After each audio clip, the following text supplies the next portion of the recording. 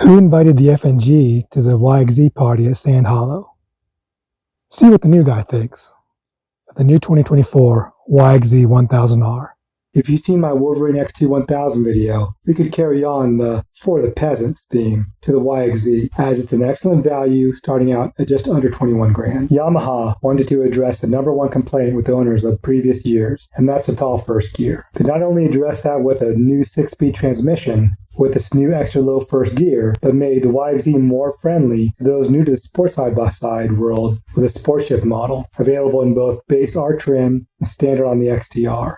The auto shift and auto clutch allow for less experienced drivers to enjoy the exhilaration of driving a sport side-by-side without having to know how or be proficient in operating a manual clutch and making shifting gears fast and effortless. It still gives you control to auto shift or have full control of when to shift. While one could argue that CVT-based sports side-by-sides already accomplish this, once you hear the YXZ's triple rev up or experience it shifting through the gears, you realize the excitement of a geared transmission over a CVT. For those purists that want to take that racing experience even further, the 3-pedal manual option is still available in the base R model at no extra cost. Yamaha didn't want to alienate their core YXZ fan base, which is why you don't see drastic changes in suspension, wheelbase, or even styling. And you can still have your dealer install the Yamaha GYTR Turbo Kit and maintain your warranty. Yamaha decided to focus on increasing durability on an already reliable platform, which I'll cover later.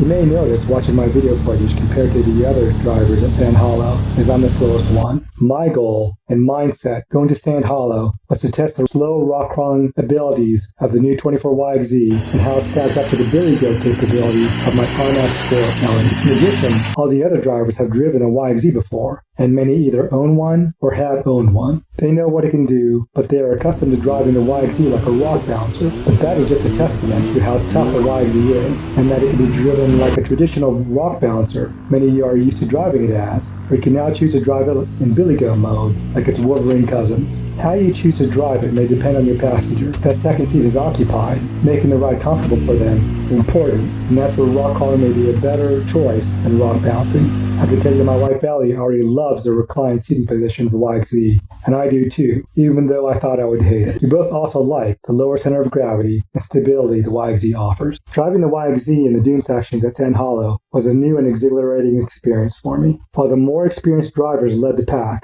I had no issues keeping up with Bill in front of me, because you feel so connected to the YXZ that it doesn't take too long to come up to speed with how it handles and performs. I learned how important it is to not let off the gas when you're sideways on a steep dune slope, and Sport Auto kept me in the engine's power band. I also realized the benefits of a geared transmission over a CVT in that situation, where you can instantly downshift if you want to maintain high RPMs and wheel speed. Once I got the YXZ back home to try it on our trails here, it conquered them with no problem.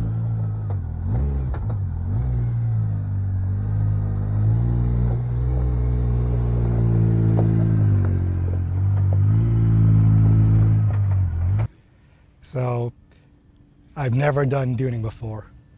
Never been in a YXZ other than driving in the parking lot. And for me to get familiar with it, 5 minutes. We're hitting stuff at speed, and it's like you're wearing it. And just the feedback from the suspension, the steering, is phenomenal. We're hitting, there's sand, but there's some rocks too, and we're hitting those at speed. And I'm thinking, we're surely going to break something. And we're doing this all day. And we come back, no broken tie rods, no bent tie rods. I can't believe how well put together the machine is. And the only time I got out of sport shift was when we were rock crawling. I left it in first gear. But other than that, it shifted right when I wanted to. Didn't have to feel like I had to grab a higher or lower gear. And it was just perfect. You're going after guys like me that we want a trail machine, but the YXZ is not known for rock crawling.